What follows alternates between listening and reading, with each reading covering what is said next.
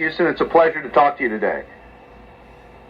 Nice to speak to you too. Okay. Michael, I do just want to flag, we do have about 5 minutes, which I know isn't a ton of time, but I will cue you up when you have about 1 minute left. All right.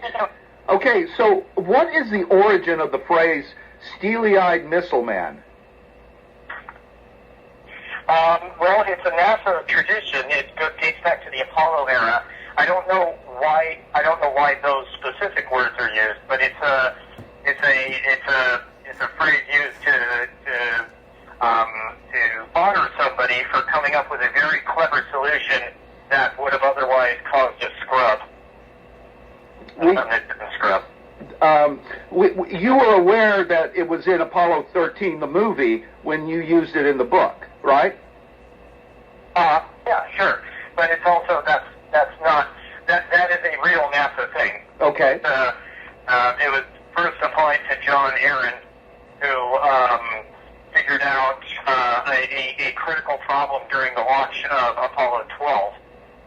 When the Apollo 12 got struck by lightning twice on its ascent, and all of the instrumentation went haywire, and they were going to have to abort the mission just right there on launch because they had no way of controlling the ship.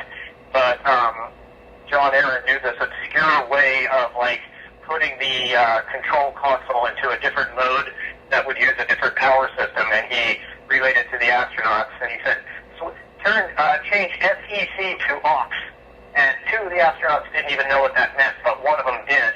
And so he's like, okay, I think I know what that switch is, and he does that, and all his problems are solved, and they were able to continue the launch and the mission. And so they decided that John Aaron was a steely-eyed missile man for coming up with that solution on the spot.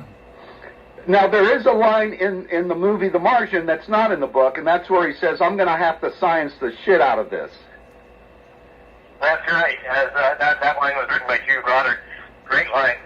And it kind of is in character because the character likes to cuss. Yeah, no, absolutely. It's a perfect Watney quote. I'm angry that I didn't come up with it. And I thought it was, obviously the movie's PG-13 and you can say the F word once, but I thought it was interesting the way they kept kind of edging around it, like, do you think he meant it like this, or... Yeah. Actually, we got two of them.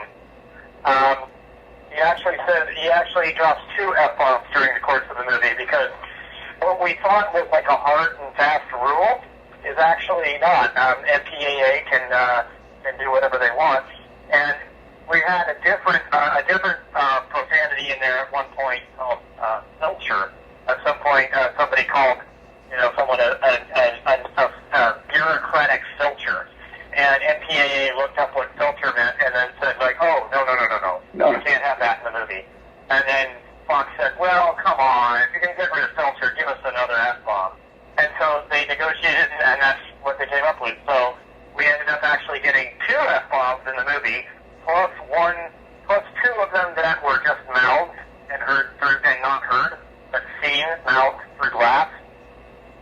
And so it's actually about as much of that as any movie has ever gotten away with and still retained a PG-13 rating.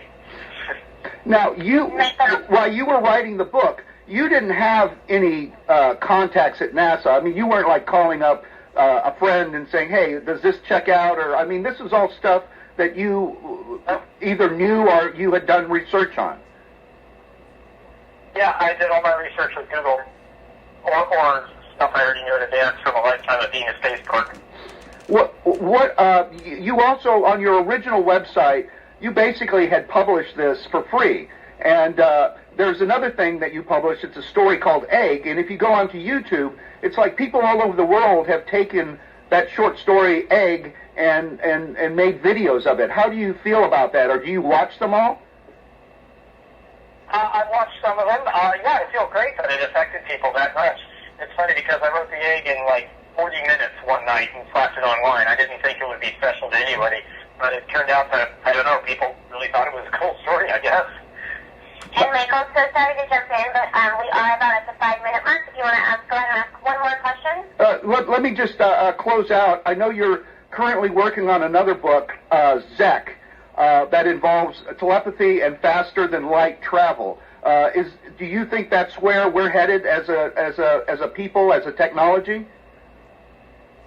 No, I don't think either of those things is likely.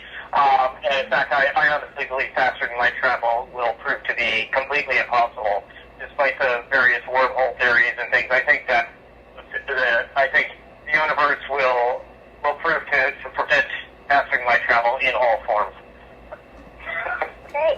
And Michael, do you just want to remind you, in case it's able to be woven into any stories, that the digital HD copy is going to be